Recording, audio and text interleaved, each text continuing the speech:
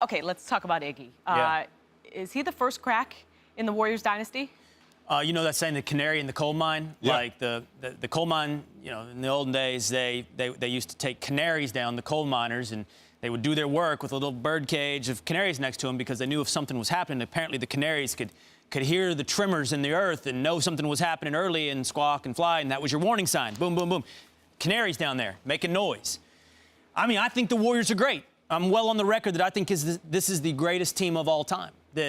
I'm sorry to say that in front of you, John. You should be. That I think this Warriors team has earned that title. I really do. On a one-year basis, not on a dynasty. It's not a dynasty argument. It's on a one-year basis. But my record is well known on what I think of this current Warriors squad. But I'm telling you that the canary in the coal mine is squawking a little bit. And what it is when it comes to these deals for Andre Iguodala and Sean Livingston.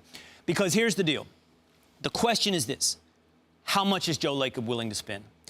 KD's going to do his part to help them be in the right position to win. He will take less to sign Iguodala and Livingston, but that pushes them over the cap when KD is signed. And that means that every dollar over the cap they have, Joe Lacob has to match in tax dollars. And it's a scenario where he could end up spending something like $260 million a year on payroll. Now, KD will do his part to make sure there's W's, make sure there's trophies.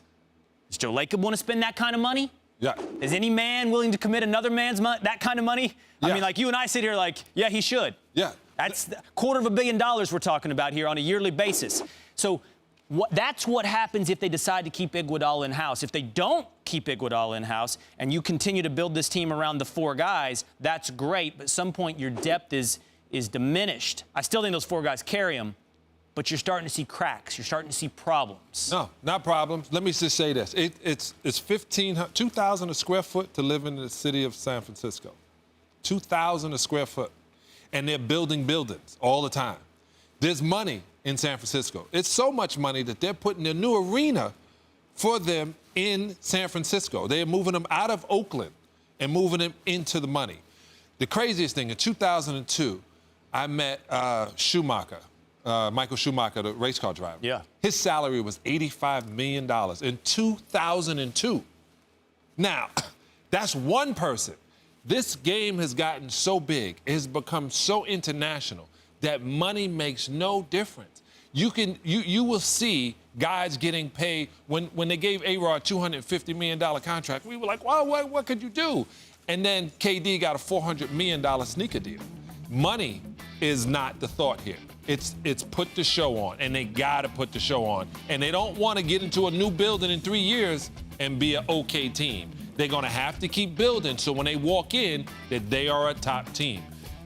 Him giving up some money, he may give up money up front. I always tell players, you give up money up front, but the back money, the deferred money is gonna be entirely different. Plus, they're gonna help him with his taxes. There are no chinks in this armor. They are doing exactly what they're supposed to do. It's not KD's money I'm worried about. It's Joe Lacob's. And well, good for me for leaning into the brand of worrying about a billionaire's dollars. But the truth of the matter is I was in business before I came and did this. I have owned my own business. I have raised money. And let me tell you one thing I learned is nobody likes losing money, even billionaires. No matter how much you have, nobody likes to see it leaking out the door.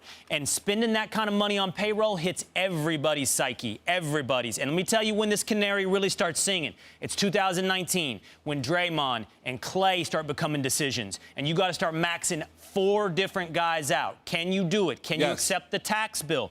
Because if not, you got to make a choice, Draymond or Clay. And in my humble opinion, Clay is an untapped asset in potential. Clay, like Harrison Barnes, could be unleashed if he were the man on another team. Now, it's great to win titles and be a team player, but Clay could be somebody else if he was the man. I tell everybody, I won championships being on the team. And besides that, the New York Yankees are the New York Yankees because they spend the money.